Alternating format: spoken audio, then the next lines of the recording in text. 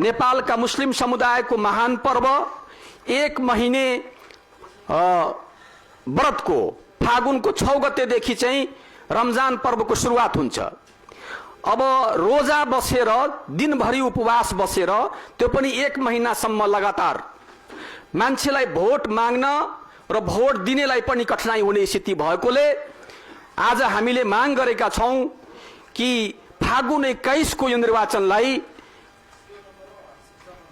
चैत्रको 7 गतेसम्मको लागि अलि डेट बढाउनका लागि पनि आग्रह गर्न चाहन्छौं, ताकि नेपालका मुस्लिम समुदाय पनि उत्साहपूर्वक यो राष्ट्रिय महापर्व निर्वाचनमा सहभागी हुने वातावरण बनोस् भन्ने कुरा, यो सबै कुरा यहाँ राख्दै र म नेपाली जनतासँग आज तपाईहरुको माध्यमबाट आग्रह पनि गर्न चाहन्छु। केही शक्तिहरू नेपालमा अशान्ति निम्त्याउन खोजिरहेका छन्, धार्मिक र जातीय ध्रुवीकरण गर्न खोजिरहेका छन्, नेपाली जनतालाई आपसमा लडाउन खोजिरहेका छन्, उत्पीडित जनता बीच फाटो हाल्न खोजिरहेका छन् र मुलुकलाई अन्धकारमा धकेल्न खोजिरहेका छन्। आदरणीय जनसमुदाय, म यहाँका हिन्दू, यहाँका मुस्लिम र यहाँका सिख र क्रिश्चियन र यहाँका सम्पूर्ण जात जातिका मान्छेहरूलाई आग्रह गर्न चाहन्छु।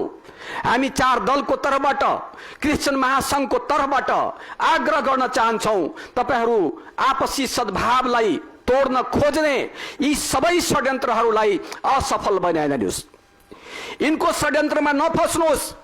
हामी सबै एउटै छौं र हाम्रो संघीय लोकतान्त्रिक गणतन्त्रलाई समाप्त गर्ने, फागुन 21 को निर्वाचन हुन नदिने यो षड्यन्त्र भइराखेको छ। सम्पूर्ण नेपाली जनतालाई चाहिँ शान्ति सुव्यवस्था कायम गर्न, धार्मिक र सामाजिक सद्भाव कायम गर्न र यस्ता अतिवादी शक्तिहरू चाहे जुनसुकै जातका हुन्, जुनसुकै धर्मका हुन्, यिनलाई पहिचान गरी कानुनी कारबाही गर्न राज्यले पनि अगाडि बढोस् र समाजका व्यक्तित्वहरू पनि यो देशलाई जोगाउनका लागि, संघीय लोकतान्त्रिक गणतन्त्रलाई बचाउनका लागि यस्ता आपराधिक मानसिकता भएका अतिवादी शक्तिहरूको विरुद्ध संघर्ष गर्न र यिनीहरूको षड्यन्त्रमा नफस्न हामी यहाँबाट हार्दिक अपिल पनि गर्न चाहन्छौं।